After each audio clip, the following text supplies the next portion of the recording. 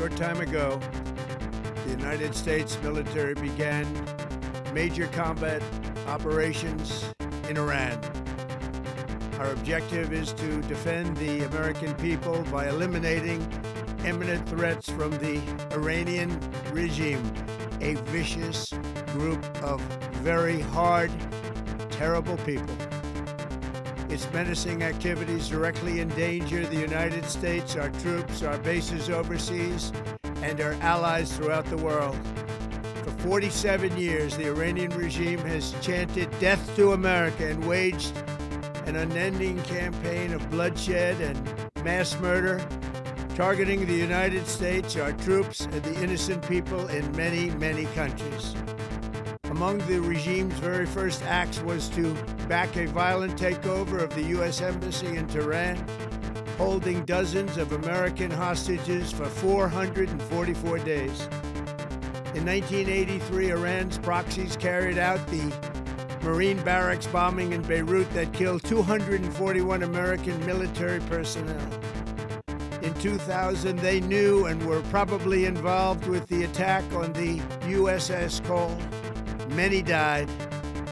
Iranian forces killed and maimed hundreds of American service members in Iraq. The regime's proxies have continued to launch countless attacks against American forces stationed in the Middle East in recent years, as well as U.S. naval and commercial vessels in international shipping lanes. It's been mass terror, and we're not going to put up with it any longer. From Lebanon to Yemen and Syria to Iraq, the regime has armed, trained, and funded terrorist militias that have soaked the earth with blood and guts. And it was Iran's proxy, Hamas, that launched the monstrous October 7th attacks on Israel, slaughtering more than 1,000 innocent people, including 46 Americans, while taking 12 of our citizens hostage. It was brutal, something like the world has never seen before. Iran is the world's #1 state sponsor of terror and just recently killed tens of thousands of its own citizens on the street as they protest. It has always been the policy of the United States, in particular my administration, that this terrorist regime can never have a nuclear weapon. I'll say it again, they can never have a nuclear weapon. That is why in Operation Midnight Hammer last June, we obliterated the regime's nuclear program at Fordow, Natanz, and Isfahan. After that attack, we warned them never to resume their malicious pursuit of nuclear weapons, and we sought repeatedly to make a deal. We tried. They wanted to do it. They didn't want to do it. Again, they wanted to do it. They didn't want to do it. They didn't know what was happening. They just wanted to practice evil. But Iran refused, just as it has for decades and decades. They've rejected every opportunity to renounce their nuclear ambitions, and we can't take it anymore. Instead, they attempted to rebuild their nuclear program and to continue developing long-range missiles that can now threaten our very good friends and allies in Europe, our troops stationed overseas, and could soon reach the American homeland. Just imagine how emboldened this regime would be if they ever had and actually were armed with nuclear weapons as a means to deliver their message.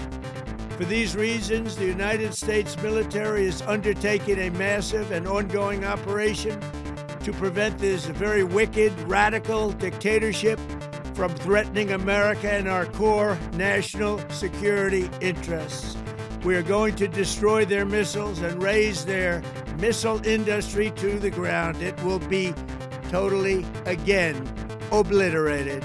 We're going to annihilate their navy. We're going to ensure that the region's terrorist proxies can no longer destabilize the region or the world and attack our forces, and no longer use their IEDs or roadside bombs, as they are sometimes called, to so gravely wound and kill thousands and thousands of people, including many Americans.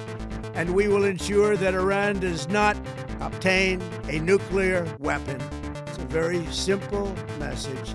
They will never have a nuclear weapon. This regime will soon learn that no one should challenge the strength and might of the United States Armed Forces.